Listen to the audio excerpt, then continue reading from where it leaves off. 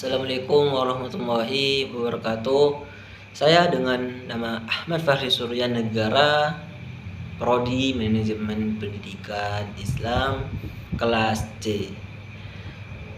Jadi saya akan membagikan sedikit tips saat kita menghadapi ujian TOEFL, yaitu Test of Arabic as Fluency.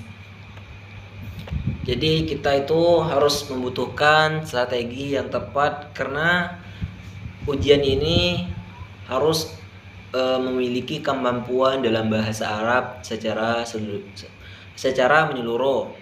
Yang pertama adalah istima dan qiraah, yaitu mendengarkan dan membaca. Kita lanjut ya. Dalam beberapa tips ini sedikit aja saya akan sedikit membagikan, yaitu adalah istima dalam bahasa Inggris atau listen, yaitu mendengarkan.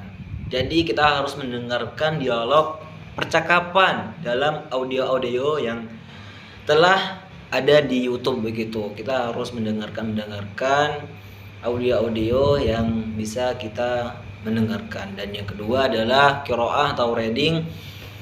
Dalam bahasa Indonesia adalah membaca atau teks dalam menjawab soal-soal atau pemahaman.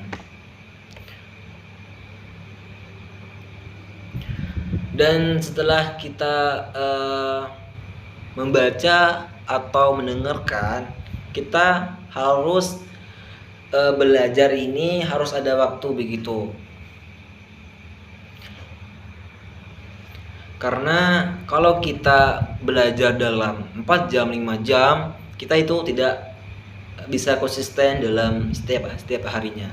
Kita harus belajar itu ada waktulah, dalam 2 jam 1 jam. Kita harus ada timer dan membiasakan manajemen waktu. Dan selanjutnya tentu saja kembali lagi dengan mendengarkan, yaitu mendengarkan podcast, ceramah atau berita-berita tentunya dalam bahasa Arab. Banyak sekali latihan-latihan di YouTube itu. Kita harus pintar-pintar belajar atau memilih ujian-ujian.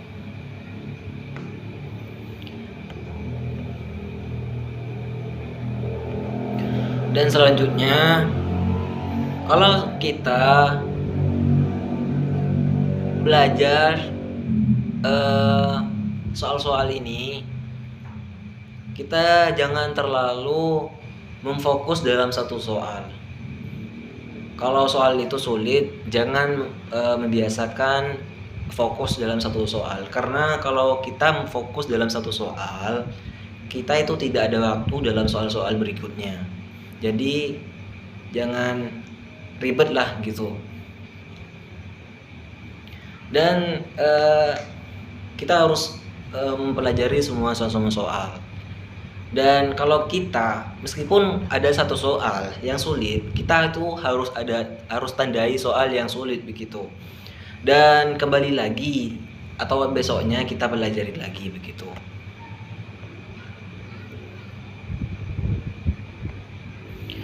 Tentunya selanjutnya itu kita harus punya catatan soal kesalahan yang kalian sering mempunyai kesalahan gitu. Dan sebelum kita mengikuti hari H, kita harus membuat jadwal secara konsisten. Seperti hari Senin ini kita belajar nahwu, dan hari Selasa kita belajar istima, dan hari Rabu kita belajar dengan qiraah begitu. Dan seterusnya kita harus istiqomah melakukan belajar latihan ini.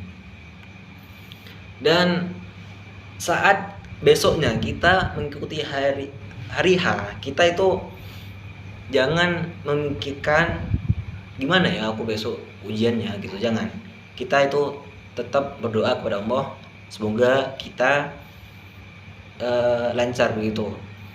Dan tentunya malamnya kita itu harus cepat-cepat tidur jam 10 atau jam 9 begitu, biar besoknya kita mempunyai pikiran plong.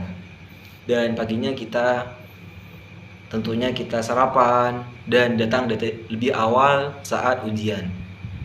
Dan itu aja dari saya, kurang lebihnya ya maaf ya, karena tips ini saya tidak tahu apa-apa, jadi sedikit tips. Jadi itu saja dari saya. Assalamualaikum warahmatullahi wabarakatuh.